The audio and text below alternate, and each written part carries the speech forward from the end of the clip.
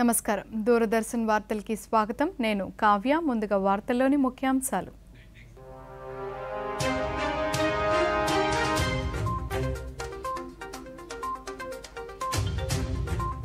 సికింద్రాబాద్ బొల్లారంలోని రాష్ట్రపతి నిలయంలో ఈ నెల 29 నుంచి ఉద్యాన్ ఉత్సవ్. రాష్ట్రపతి నిలయంలో తోటల అభివృద్ధికి శ్రీకారం చుట్టిన రాష్ట్రపతి ద్రౌపది ముర్ము. విశాఖ సముద్ర జలాల నుంచి ఐఎన్ఎస్ నిర్దేశక్ నౌకను జాతికి అంకితం చేసిన రక్షణ శాఖ సహాయ మంత్రి సంజయ్ సేత్. ప్రముఖ రచయిత పెనుగొండ లక్ష్మీనారాయణకు కేంద్ర సాహిత్య అకాడమీ అవార్డు. దీపిక అభ్యుదయ వ్యాస సంపుటికి గాను పురస్కారం. నంద్యాలలో కిసాన్ మేళా. పంటకు గిట్టుబాటు ధర కల్పించేందుకు కృషి చేస్తున్నామన్న మంత్రి బీసీ జనార్దన రెడ్డి.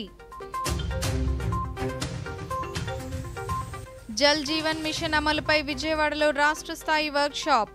రాష్ట్రంలో ఈ మిషన్ను మరింత బలోపేతం చేస్తామన్న ఉప ముఖ్యమంత్రి పవన్ కళ్యాణ్.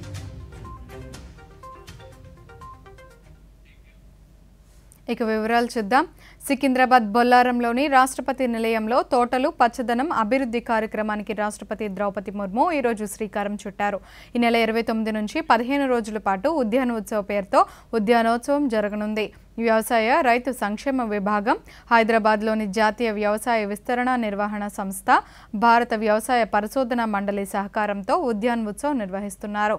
ప్రకృతి వనరుల ఆవశ్యకతను చాటడం, ప్రజా భాగస్వామ్యంతో పర్యావరణ పరిరక్షణ, సుస్థిరతలను ప్రోత్సహించడమే లక్ష్యం. వ్యవసాయం, ఉద్యాన అంశాల్లో నూతన ఆవిష్కరణలు, సాంకేతికత అభివృద్ధిపై ప్రజల అవగాహన పెంచుకోవచ్చు. ఉద్యాన ఉత్సవ సన్నాహాలు, సందర్శకుల కోసం ఏర్పాటు చేసిన సదుపాయాలను రాష్ట్రపతి ద్రౌపది ముర్ము ఈరోజు సమీక్షించారు. రాష్ట్రపతి నిలయంలోని సందర్శకుల సేవా కేంద్రంలో తినుబండారాల మిట్టి కేఫ్ను, సావర్నీర్ షాప్ను ఆమె ప్రారంభించారు. ప్రాంగణంలోని కంపోస్టు విభాగాన్ని కూడా ఆమె సందర్శించి కంపోస్టు తయారీ ప్రక్రియను పరిశీలించారు. తోటలోని వ్యర్థాల నుంచి సేంద్రియ ఎరువును ఉత్పత్తి చేయడం ద్వారా ఈ కంపోస్టింగ్ యూనిట్ ఆదర్శంగా నిలుస్తుందని ఆమె ఆశాభావం వ్యక్తం చేశారు.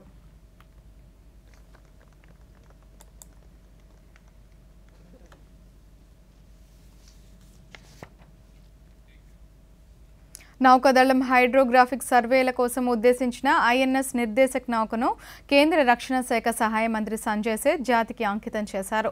విశాఖ నావల్ డాక్ యార్డ్లో జరిగిన ఈ కార్యక్రమంలో కోల్కతాలోని జీఆర్ఎస్ఈలో దేశీయంగా 80% పరికరాలతో ఐఎన్ఎస్ నిర్దేశక్ నౌక నిర్మాణం జరిగింది.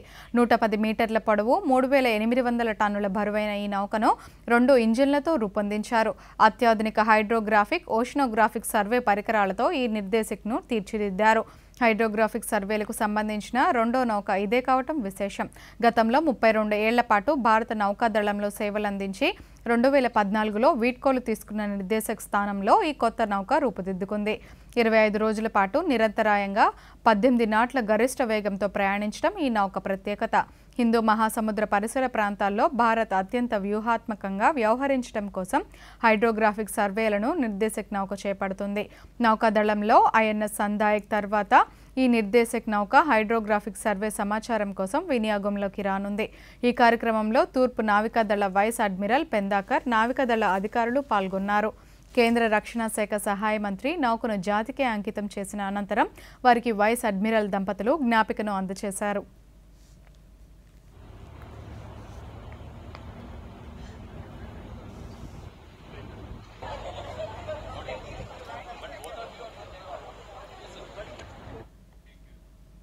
ఆంధ్రప్రదేశ్లో ప్రతి ఇంటికి శుద్ధమైన తాగునీటిని అందించే లక్ష్యంతో 70,000 కోట్లు మంజూరు చేయాలని కేంద్రాన్ని కోరినట్లు ఉప ముఖ్యమంత్రి, గ్రామీణాభివృద్ధి, పంచాయతీరాజ్ శాఖ మంత్రి పవన్ కళ్యాణ్ తెలిపారు. విజయవాడలోని జల్ జీవన్ మిషన్ అమలుపై గ్రామీణ నీటి సరఫరా, పారిశుద్ధ్య విభాగం ఆధ్వర్యంలో నిర్వహించిన రాష్ట్ర స్థాయి వర్క్షాపులను మంత్రి మాట్లాడుతూ, జల్ జీవన్ మిషన్ అమలుకు కూటమి ప్రభుత్వం అధికారంలోకి వచ్చాక కేంద్రాన్ని నిధులు కోరామని తెలిపారు. జనవరి నెలాఖరుకు డిపిఆర్ తీసుకుని జలశక్తి మంత్రికి ప్రతిపాదన పంపిస్తామని, జల్ జీవన్ మిషన్ను మరింత బలోపేతం చేస్తామని మంత్రి స్పష్టం చేశారు. 2019 ఆగస్టులో ప్రారంభమైంది. 2024కి దీన్ని మరింత బలోపేతం చేయాలని. ఇప్పటిదాకా జల్ జీవన్ మిషన్ కేవలం నీటిని అంతవరకే పరిమితమైంది. ఇది ప్రధానమంత్రి గౌరవ ప్రధానమంత్రి శ్రీ నరేంద్ర మోదీ గారి కళ. ఇది కనీసం రోజుకి ఒక 55 లీటర్లు నీళ్లు సగటున మనిషికి ఇవ్వాలి అని, అది కూడా పరిశుభ్రమైన నీరు ఇవ్వాలి అనేది. అల్టిమేట్ గోల్ ఏంటంటే జల్ జీవన్ మిషన్కి సంబంధించి నిరంతరం నీటి సరఫరా ఉండాలి ప్రతి ఒక్కరికి అనేది ఆకాంక్ష, ఆశయం. దాంట్లో కనీసం ముందస్తుగా కనీసం 55 లీటర్లు కనీసం ఇవ్వాలి అనేది ఆకాంక్షతోటి స్టార్ట్ అయింది. ఇప్పుడు ఈ అమృతధార ఈ వర్క్షాప్ని ఎందుకు అమృతధార అని పెట్టాము జల్ జీవన్ మిషన్ రీవ్యామ్ ప్రోగ్రామ్ కింద అనుకుంటే, ఒకటి ఉన్న నీటి వనరులని బలోపేతం చేయటం, అలాగే maintenance of existing schemes, already ఉన్న వాటర్ స్కీమ్స్ అన్నిటినీ వాటి మెయింటెనెన్స్ ఎలా ఉన్నాయి ఏంటి అనేది, అలాగే వాటర్ కన్జర్వేషన్ కూడా ఎంత కీలకమో దీన్ని జల్ జీవన్ మిషన్ లేదు కానీ ఇది మనం తీసుకున్న తర్వాత కొత్త ప్రభుత్వం ఎన్డీఏ ప్రభుత్వం వచ్చిన తర్వాత మనం తీసుకునేవి వాటర్ కన్జర్వేషన్ కూడా చాలా కీలకమైంది. అలాగే ట్రైనింగ్ అండ్ కెపాసిటీ ఒకటికి ఉద్యోగస్తులకే కాకుండా ప్రజలు. రైతు సంక్షేమమే లక్ష్యంగా కూటమి ప్రభుత్వం పనిచేస్తుందని రాష్ట్ర రోడ్లు భవనాల శాఖ మంత్రి బీసీ జనార్దన్ రెడ్డి పేర్కొన్నారు.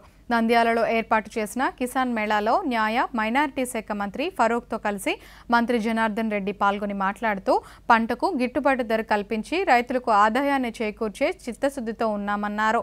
ఎరువుల వినియోగాన్ని తగ్గించి ఆధునిక సాంకేతికతతో అధిక దిగుబడులు సాధించే విధంగా రైతులు అవగాహన పెంచుకోవాలన్నారు.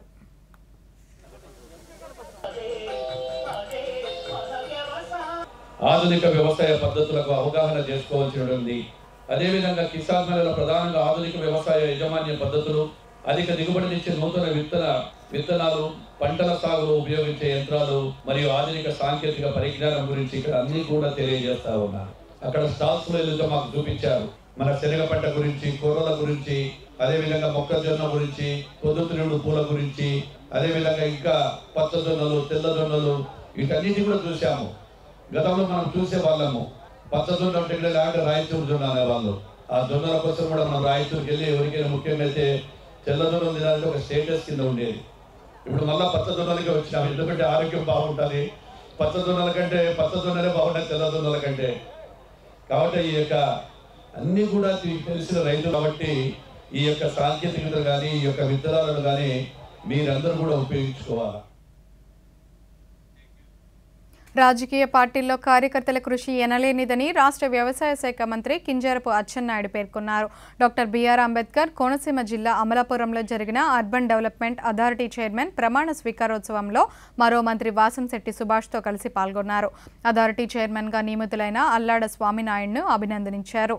అనంతరం వారు మాట్లాడుతూ కూటమి ప్రభుత్వం అధికారంలోకి వచ్చిన తర్వాత రాష్ట్రానికి పెట్టుబడులు భారీగా తరలివస్తున్నాయన్నారు. రాష్ట్ర అభివృద్ధికి ముఖ్యమంత్రి చంద్రబాబు నాయుడు నిరంతరాయంగా కృషి చేస్తున్నారన్నారు. ఎన్డీఏ ప్రభుత్వాన్ని అధికారంలోకి తీసుకొచ్చిన తర్వాత 3 పార్టీలు కలిసి సమన్వయంతో గ్రామ స్థాయి నుంచి రాష్ట్ర స్థాయి వరకు ఎక్కడ ఎటువంటి అరమరికలు లేకుండా సమర్థవంతంగా ప్రభుత్వాన్ని నడుపుతున్నటువంటి విషయం కూడా ఒకసారి మనం గుర్తు చేసుకోవాలి. అందులో భాగంగా నామినేటెడ్ పోస్టుల ద్వారా ఎవరైతే పెద్దలు చంద్రబాబు నాయుడు గారు, ఇటు పవన్ కళ్యాణ్ గారు, బీజేపీ అగ్రనాయకత్వం కలిసి రాష్ట్రం మొత్తం మీద ఒక ఫార్ములాని పెట్టుకొని ఎక్కడ కూడా ఇబ్బంది లేకుండా నామినేట్ పోస్టులు కూడా భర్తీ చేస్తున్న విషయం మనందరం కూడా గుర్తుపెట్టుకోవాలి. కష్టపడిన వాళ్ళందరికీ పదవులు రావాలంటే కష్టం. స్వామినాయుడు గారు 1988లో ఎన్టీ రామారావు గారు పార్టీ పెట్టినప్పటి నుంచి వారి తండ్రి గారు కానీ ఆయన కానీ మెట్ల సత్యనారాయణ గారితో రాజకీయం ప్రారంభించి 42 సంవత్సరాలు ఏ విధంగా పనిచేశాడో పార్టీకి నేను చెప్పవలసిన అవసరం లేదు, మీ అందరూ కూడా చూసినటువంటి విషయం. డెవలప్మెంట్ అథారిటీ చైర్మన్ గా ప్రమాణ స్వీకారం చేసిన సోమబాబు గారికి నా హృదయపూర్వక ధన్యవాదాలు.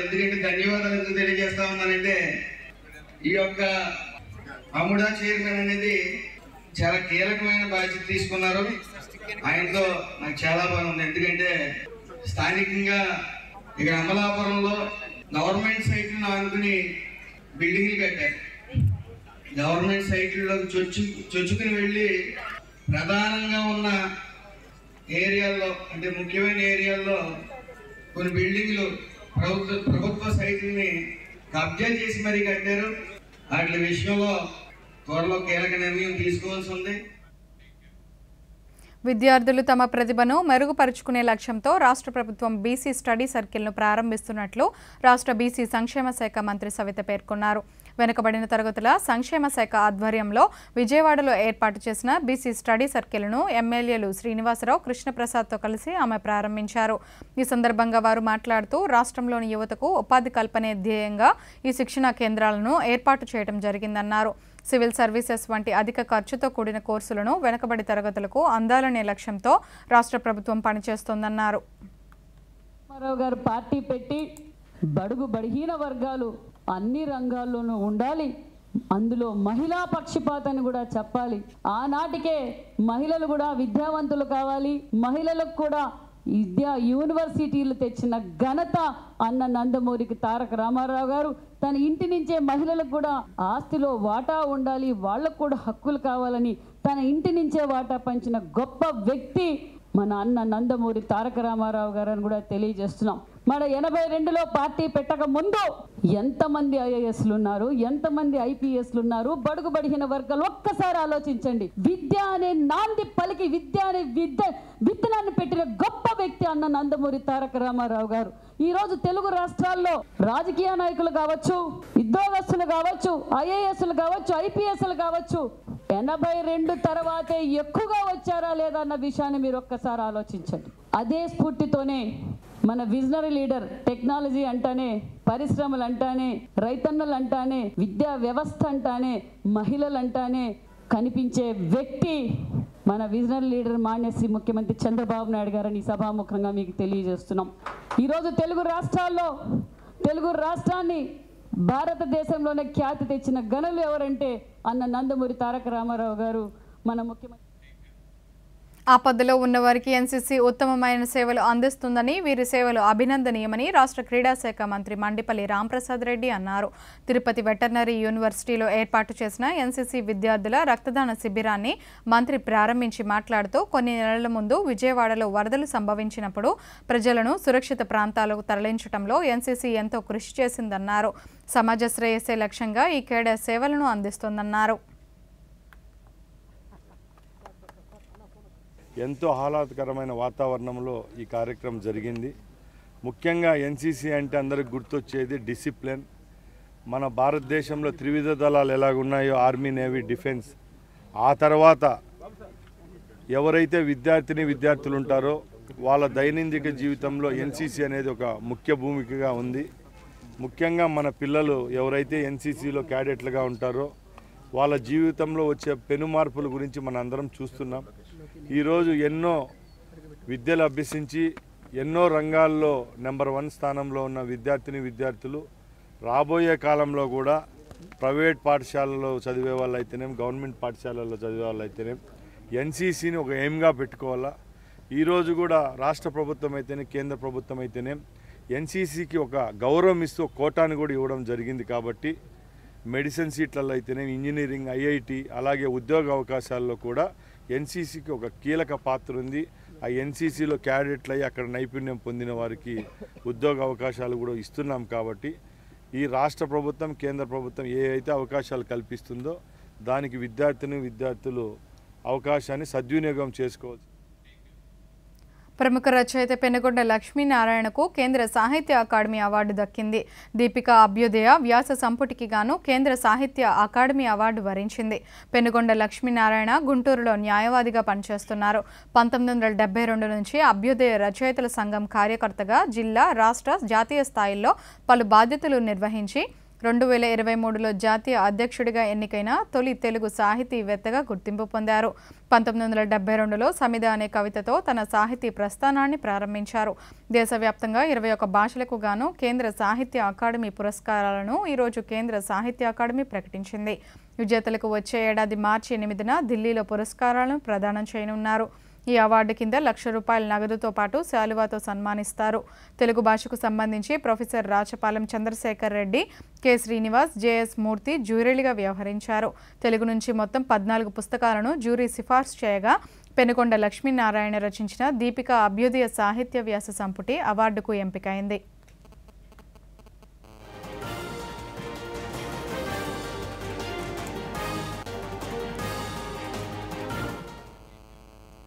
వార్తల్లో చిన్న విరామం.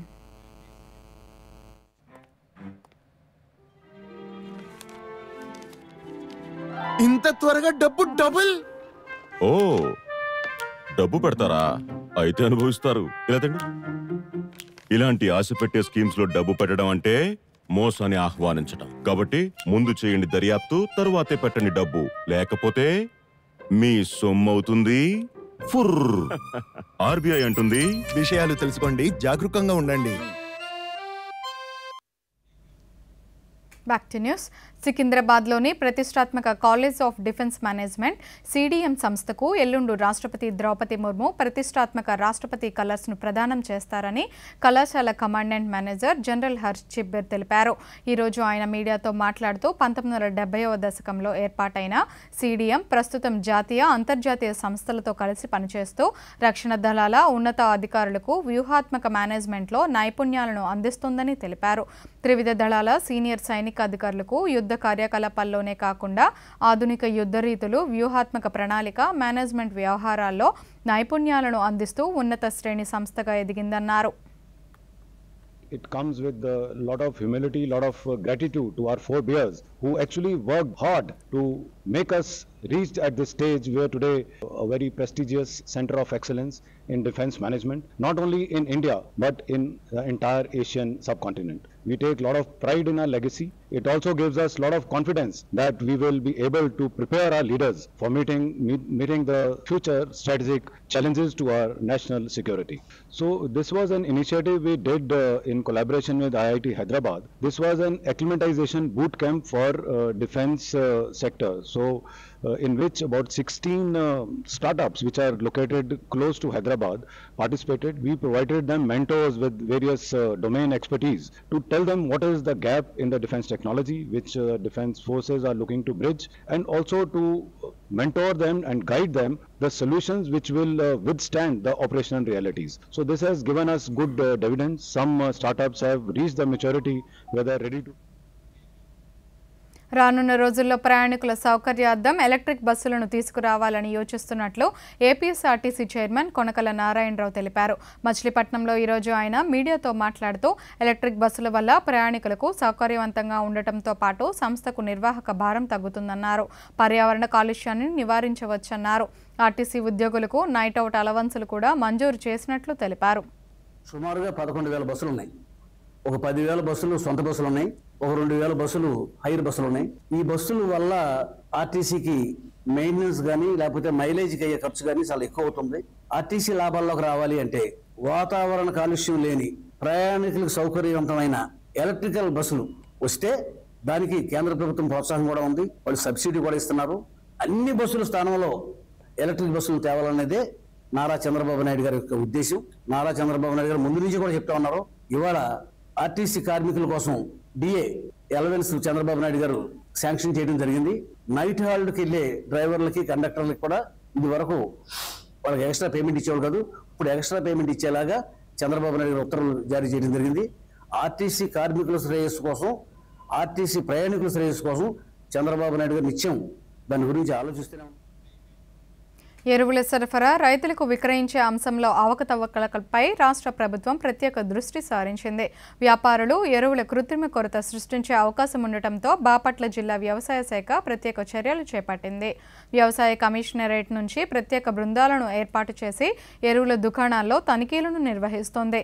జిల్లా వ్యాప్తంగా నిర్వహిస్తున్న తనిఖీల సందర్భంగా వ్యవసాయ శాఖ సహాయ సంచాలకులు సుదర్శన్ రాజు మాట్లాడుతూ జిల్లా వ్యాప్తంగా పలు దుకాణాల్లో అవకతవకలు గుర్తించారని వారిపై కఠిన చర్యలు తీసుకుంటామని హెచ్చరించారు. ఈ పాస్ మిషన్లో ఎంటర్ చేయటం, తర్వాత స్టాక్ రిజిస్టర్లో ఎంటర్ చేయటం చేస్తారు. తర్వాత రైతులకు అమ్మిన తర్వాత ఈ పాస్ మిషన్లో డిడక్ట్ చేయాలి, స్టాక్ రిజిస్టర్లో కూడా డిడక్ట్ చేస్తూ ఉండాలి. ఎందుకంటే కేంద్ర ప్రభుత్వంలో ఈ పాస్ మిషన్లో ఎంత స్టాక్ ఉందో అక్కడ తెలుస్తూ ఉంటుంది. మొత్తం దేశం అంతా కూడా తెలుస్తుంటుంది.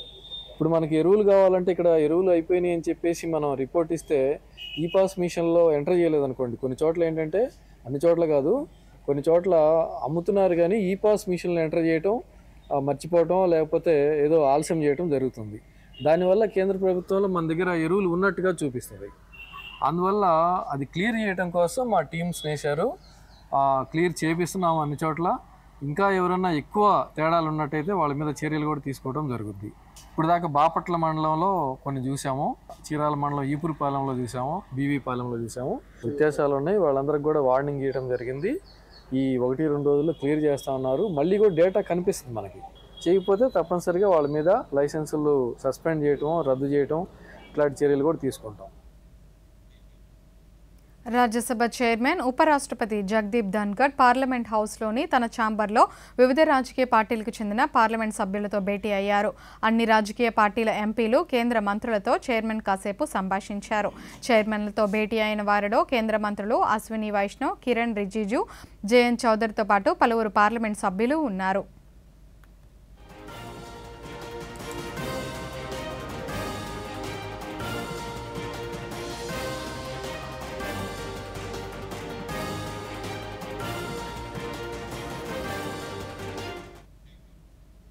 మంగళవారం రాజ్యసభలో తాను రాజ్యాంగంపై చేసిన వ్యాఖ్యలను కాంగ్రెస్ నేతలు వక్రీకరించారని, వాస్తవాలను తప్పుదోవ పట్టిస్తున్నారని కేంద్ర హోంమంత్రి అమిత్ షా అన్నారు.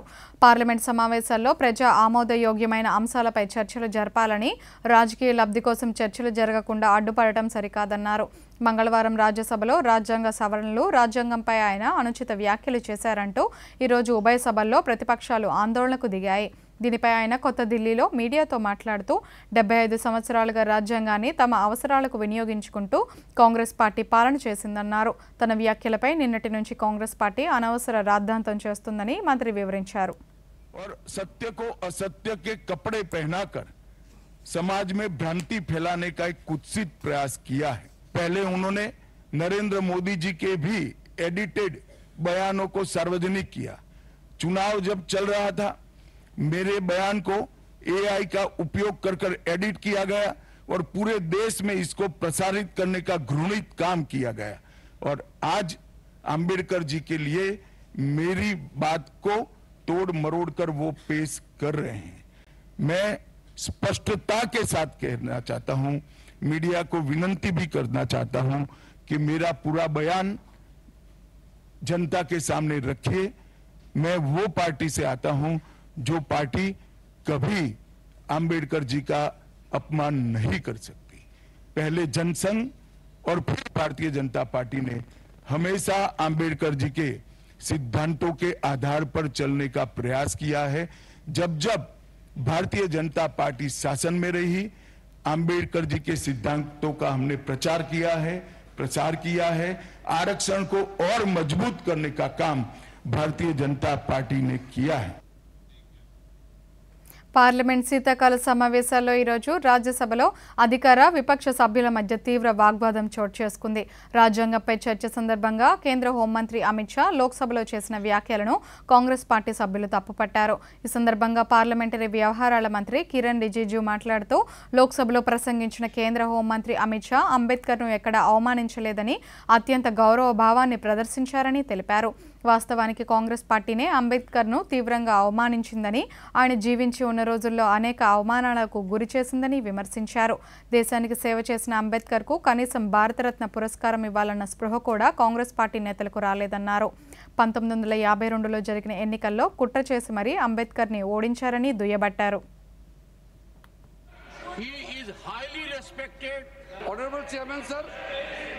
हम लोग ने कल सदन में बहुत अच्छी तरह से सुना है, गृह मंत्री जी ने बहुत साफ शब्दों में बाबा साहब भीमराव अंबेडकर जी के बारे में हमारा श्रद्धा का भाव को प्रकट किया था और साथ साथ में ये बताया कि बाबा साहब अंबेडकर के जीते जी कांग्रेस पार्टी ने अंबेडकर जी का कैसा अपमान किया और बाबा साहब को जीते जी और बाबा साहब परिनिर्वाण होने के बाद भी इतने साल तक कांग्रेस पार्टी ने भारत रत्न से नहीं नवाजा। లోక్సభలో ఈరోజు సభ ప్రారంభం నుంచి కాంగ్రెస్ పార్టీ సహా ప్రతిపక్షాల సభ్యులు ఆందోళనకు దిగారు. మంగళవారం కేంద్ర హోంమంత్రి అమిత్ షా రాజ్యాంగ నిర్మాత అంబేద్కర్పై అనుచిత వ్యాఖ్యలు చేశారని, ఆ విషయంపై చర్చించాలని సభ్యులు పట్టుబట్టారు. ఈ సందర్భంగా కేంద్ర న్యాయశాఖ, పార్లమెంటరీ వ్యవహారాల శాఖ మంత్రి అర్జున్ రామ్ మేఘ్వాల్ మాట్లాడుతూ బాబాసాహెబ్ అంబేద్కర్ని తాము ఎప్పుడూ అవమానించలేదన్నారు. ఉద్దేశపూర్వకంగానే ప్రతిపక్షాలు సభా కార్యక్రమాలకు అడ్డు తగులుతున్నారని వ్యాఖ్యానించారు. మరోవైపు సభలో ప్రతిపక్షాలు ఆందోళనను తీవ్రతరం చేయడంతో స్పీకర్ ఓం బిర్లా సభను మధ్యాహ్నం 2 గంటల వరకు వాయిదా వేశారు. కాగా 2 గంటలకు తిరిగి సభ ప్రారంభమైనప్పటికీ సభ్యుల మధ్య గందరగోళం, వాగ్వాదం నెలకొనడంతో సభను రేపటికి వాయిదా వేశారు.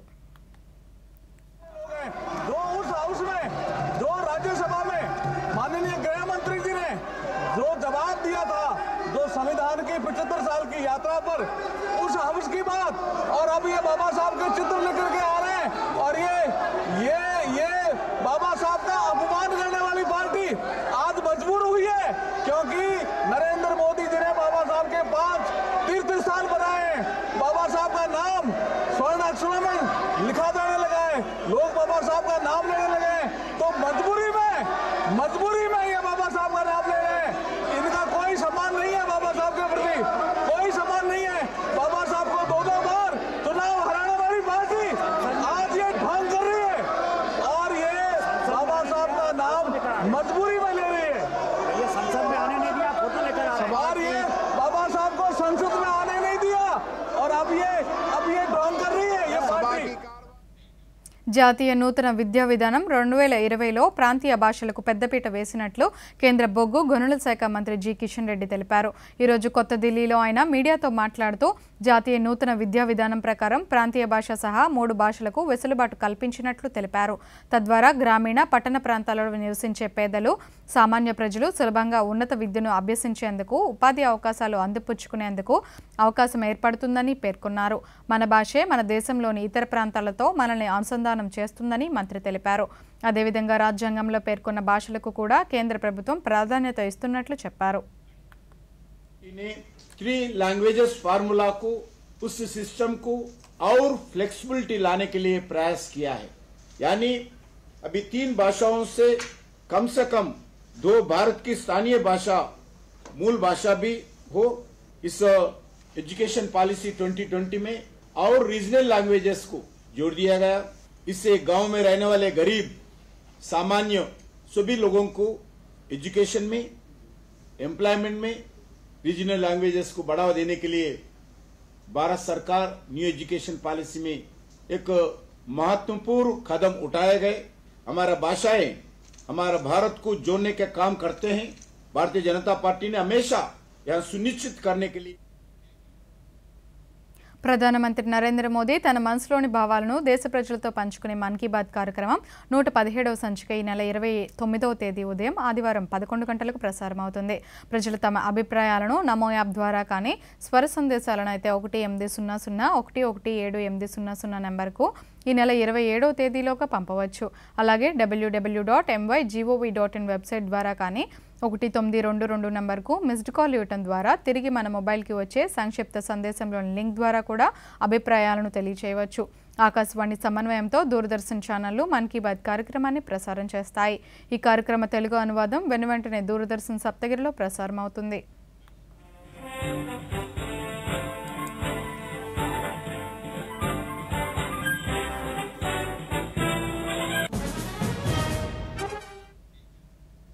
నైరుతి బంగాళాఖాతంలో అల్పపీడన ప్రభావం కొనసాగుతుంది. దీని ప్రభావంతో ఈ రోజు రేపు ఉత్తరాంధ్రలోని విజయనగరం, విశాఖపట్నం, అనకాపల్లి జిల్లాల్లో అక్కడక్కడ భారీ నుంచి అతి భారీ వర్షాలు కురిసే అవకాశం ఉందని అధికారులు తెలిపారు. అదేవిధంగా శ్రీకాకుళం, పార్వతీపురం, మన్యం, అల్లూరి, కోనసీమ, తూర్పుగోదావరి, పశ్చిమ గోదావరి, ఏలూరు, కృష్ణా, నెల్లూరు, కడప, అన్నమయ్య, చిత్తూరు, తిరుపతి జిల్లాల్లోని కొన్ని ప్రాంతాల్లో తేలికపాటి నుంచి మోస్తరు వర్షాలు కురిసే అవకాశం ఉందని తెలిపారు. మరోవైపు శీతల గాలుల తీవ్రత కూడా పెరుగుతూ ఉండటంతో మన్యం ప్రాంతాల్లో నివసించే ప్రజలు ఇబ్బందులు పడుతున్నారు.